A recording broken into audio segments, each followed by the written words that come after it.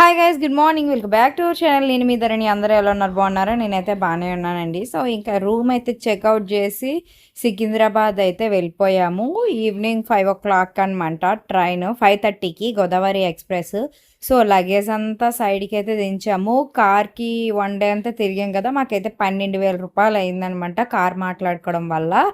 ఇంకా ఫుడ్ ఎక్కడైనా తిందామని చెప్పేసి మా ఆయన అయితే ప్యారడైజ్ దగ్గర దించేశారు. బట్ ఈ మూటలు చూస్తుంటే నాకు భయం అవుతుంది. ఈ మూటలన్నీ పట్టుకొని ఆ ప్యారడైజ్ హోటల్లోకి అయితే వెళ్ళాలన్నమాట. ఇంకా హోటల్కి వెళ్తుండగానే ఒక 2 ఫాలోవర్స్ అయితే పలకరించారండి. మన సబ్స్క్రైబర్స్ అంట. ధరణి గారు మీరు చాలా బాగున్నారు, క్యూట్గా ఉన్నారు, వీడియోస్ బాగున్నాయని చాలా థ్యాంక్స్ అండి అని చెప్పాను. ఇంకా లోపలికి అయితే వచ్చేసాం ఫుడ్ తినడానికి. ఫుడ్ అయితే ఆర్డర్ పెట్టేసామన్నమాట. సూప్ ఒకటి, చికెన్ లాలీపాప్స్ ఒకటి, బిర్యానీ ఒకటి. సో ఇంకా ఫుల్గా ఫ్యామిలీ అందరం ఎంజాయ్ చేస్తూ తిన్నాము. బట్ నాకు అంత టేస్ట్ అయితే ఏం అనిపించలేదు. ఒక బిర్యానీ మాత్రం కొంచెం బాగా అనిపించింది. డ్రమ్ స్టిక్స్ అయితే నాకు అస్సలు టేస్ట్ నచ్చలేదు.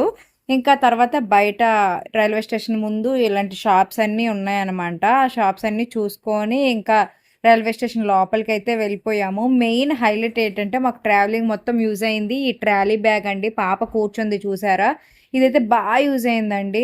బాగా ఎంజాయ్ చేస్తూ పిల్లల్ని కూడా మనం తీసుకెళ్ళొచ్చు. బరువు మొయ్యక్కర్లేదు, అలా లాగొచ్చు అనమాట. ఇంకా ప్లాట్ఫామ్ నెంబర్ ఫస్ట్లోనే అంటే ఇంకా అక్కడే బ్యాగ్స్ అయితే పెట్టేసాము. ఖాళీ లేదు, ఫుల్ జనాలు అయితే ఉన్నారు. బట్ మనది ఆల్రెడీ రిజర్వేషన్ కాబట్టి నో వరీ. తర్వాత 1 గంట ఉంది టైము, ఎందుకు వేస్ట్ చేయడం అని చెప్పేసి మా ఆయనకి బతిమలాడితే నన్నైతే బయటికి తీసుకొచ్చారు. బయటనైతే ఇంకా అన్ని తిరుగుతున్నాం అనమాట. షాప్స్ ఏవైనా ఉంటే తీసుకుందాం, కొనుక్కుందాం అని చెప్పేసి. ఇంకా అలా చూస్తుండగానే నాకు ఇష్టమైన క్లిప్స్ షాప్ అయితే కనిపించింది. ఏ క్లిప్ అయినా 50 రూపీసే అంట. వెంటనే తీసుకున్నా. తిరిగి 250 రూపాయలు అయితే ఖర్చు పెట్టగలిగాను అనమాట. 4 క్లిప్పులను ఒక 4 బ్యాంగిల్స్ తీసుకున్నాను. తక్కువ రేట్ అనిపించింది. ఇవే అక్కడ కొంటే ఒక్కొక్కటి 100 రూపీస్ అలా తీసుకుంటారు మన ఊరిలో. ఇక్కడ ఆఫ్ ది ప్రైస్ అనిపించడం వల్ల నేను తీసుకున్నాను అని కూడా. ఇంకా వెళ్ళిపోతున్నాం. బట్టల షాప్లు అయితే చాలా ఉన్నాయి కానీ ఏమీ కొనట్లేదు అనమాట. ఎందుకంటే మాకు బాబులు లేరు, పాపలే. ఆడపిల్లలు మేము కొన్నా కూడా వాళ్ళకి నచ్చిన వాళ్ళు వేసుకుంటారు, మాకు నచ్చిన వాళ్ళు వేసుకోరు. అన్నీ మగ పిల్లల బట్టలు ఎక్కువ కనిపిస్తున్నాయి అనమాట నాకు. సో అది మ్యాటర్. టైం కూడా ఆల్రెడీ 5:05 అయిపోయింది. 5:20కి ట్రైన్. వెళ్ళి ఇంకో అరగంట ప్లాట్ఫామ్ మీద గడిపిస్తే వెళ్ళిపోవచ్చు, అంతేనా. మళ్ళీ యథావిధంగా ట్రైన్ అయితే ఎక్కిపోయాం అనమాట. రిటర్న్ టు హోమ్ అనమాట.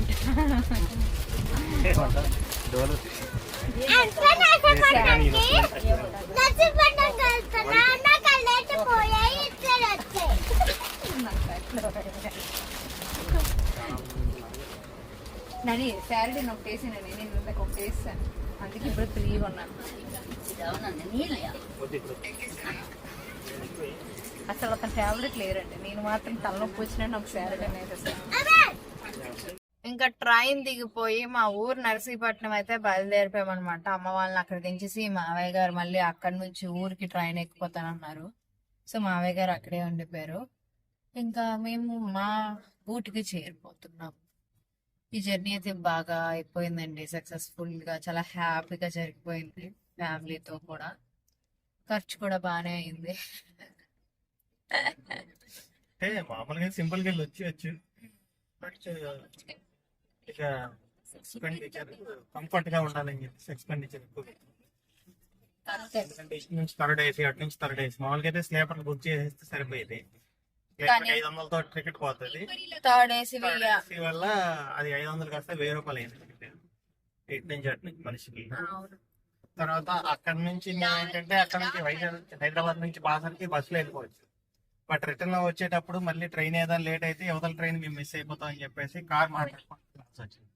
కార్కి దగ్గర 10,000 వరకు ఖర్చు అయిపోయింది. 12,000 అయింది కార్. ఈ మధ్యలో పార్కింగ్ అని, ఫుడ్ అని, మళ్ళీ అక్కడ బాసర్లో హోటల్ స్టే అని చెప్పేసి, మళ్ళీ హైదరాబాద్ లో స్టే అని చెప్పేసి, ఇవన్నీ అలాగే అలాగే. అంటే ఎవరో ఒకరి ఇంటికి వెళ్ళిపోయి ఎవరైనా ఉన్నారు అనుకున్నప్పుడు అలా వెళ్ళిపోతే బడ్జెట్ లో ఒక 5-6 వేలు అవగొట్టేసుకోవచ్చు. లేదనుకుంటే డైరెక్ట్ గా ట్రైన్ బాసర్కే బుక్ చేసుకుని అక్కడ దిగిపోయి దర్శనం చేసుకొని పూజ చేయించుకుని మళ్ళీ రిటర్న్ డైరెక్ట్ గా వచ్చేస్తే అయిపోతుంది. ఏదైనా మన చేతిలో ఉంటదండి, మన ఇష్ట ప్రకారం వెళ్ళాలి అంటే ఎక్స్పెండిచర్ ఆటోమేటిక్ గా అవుతుంది. కానీ ఆ మూమెంట్స్ అయితే మళ్ళీ రావు. బెటర్ ఏంటంటే హ్యాపీగా ప్లాన్. అంతే, ఎవరు ఎక్కడికి వెళ్ళినా కూడా. కానీ బాసరా అన్నారు కానీ మరి మేము నార్మల్ రోజుల్లో వెళ్ళడం వల్ల మాకు అక్కడ ఏమో అనిపించలేదో ఏంటో, కానీ అంత సాటిస్ఫైడ్ అయితే కాదు మేము అక్కడికి వెళ్ళి. అంటే కోరిక తీరింది, బాసర వెళ్ళి చేయించుకోవాలన్న కోరిక తీరింది, కానీ అక్కడ పూజా విధానానికి మన విజయనగరంలో చేస్తారు, అప్పుడు గీతమ్మకి చెప్పించాము, అక్కడ పూజ విధానానికి చాలా తేడా ఉంది. నెక్స్ట్ ఇక్కడ జనాలు కూడా చాలా ఎక్కువ, బాసర ఎక్కువ లేరు కదా నాన్న, మొత్తం కలిపి మేము 10 మంది ఉంటారు అడుగుతూనే ఉన్నాం. అంతే. కానీ తల్లి దగ్గర జరిగింది, అది హ్యాపీ. తల్లి గర్భగుడి. గర్భగుడిలో తల్లి ఎదురుగా రాయిపించారు అనమాట పాప చేత. సో వీడియో క్యాప్చర్ చేయకూడదు కాబట్టి మేము చేయడం అవ్వలేదు మాకు. యాక్చువల్ గా అది ఒక ఇన్సిడెంట్ అనే చెప్పుకోవాలి. మా మావయ్య గారికి ఇచ్చాం ఫోను, పర్లేదు తీయండి, అందరు తీసుకుంటున్నారు అంటే, అందరు ఉంచుకోవడానికి తీసుకుంటారు, బట్ మనం వీడియోలు పోస్ట్ చేస్తాం కదా, అది ఆ తల్లి మహిమ ఏంటో గానీ ఆ వీడియో రికార్డ్ చేయలేము మా మావయ్య గారు. అంటే మా ఆయన ఫోన్ ఇచ్చేసారు, మా నాన్న తీసి వీడియో అని చెప్పేసి, మా మావయ్య గారు రికార్డ్ చేయడం మర్చిపోయారు అనమాట. ఒకందుకు అతను అలా చేయడం కూడా మంచిదే అయింది, ఎందుకంటే వాళ్ళు ఆల్రెడీ అక్కడ స్ట్రిక్టెడ్ గా రాస్తారు కదా, పెట్టకూడదు తీయకూడదు అని చెప్పేసి. వాళ్ళు దాచుకోవడానికి తీసుకోవచ్చు, మనం ఆన్లైన్ లో పోస్ట్ చేస్తాము. సో తల్లి అందుకే తినవ్వలేదేమో, మళ్ళీ నేను పోస్ట్ చేస్తే నాకేమవుతుంది అని చెప్పేసి, అని తర్వాత బయటకు వచ్చాక మేము రియలైజ్ అయ్యాం, అంతే కదా. ఇప్పుడు చాలా మంది రీల్స్ లోని వీడియోస్ లోని గుళ్ళ దగ్గర గట్ట వీడియోలు తీస్తే మంచిగా తీసినా కూడా ఒప్పుకోవట్లేదు కదా, వాళ్ళు నామ్స్ ప్రకారం మనం వ్యతిరేకిస్తున్నామని చెప్పేసి కేసులు గట్ట పెట్టడం అవన్నీ జరుగుతుంది. సో దేవుడి దయ వల్ల అది మనకి అవ్వలేదు, మనం తీయడం అవ్వలేదు అనమాట. అందుకే మీకు ఫోటోలో చూపించాను. అది మ్యాటర్ అండి. ట్రిప్ అయితే సూపర్ కంప్లీట్ అయిపోయింది. మళ్ళీ ఇంకొక ట్రిప్ వేయాలని నేను ఈసారి మన ఇద్దరం వేద్దాం. నేను గోవా వెళ్తాం ఈసారి, వెళ్దామమ్మా.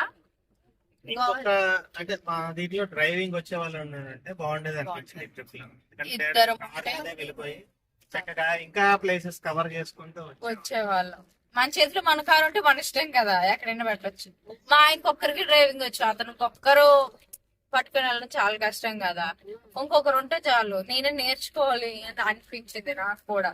అబ్బా మా ఇద్దరికి డ్రైవింగ్ ఇష్టం అంటే బాగుండు కదా, ఎవరిని అడగవలసిన అవసరం లేదు, కారు పెట్రోల్ ఎంత అయితే అంత అవుతుంది, మన ఓన్ కారు పట్టుకెళ్ళిపోవచ్చు.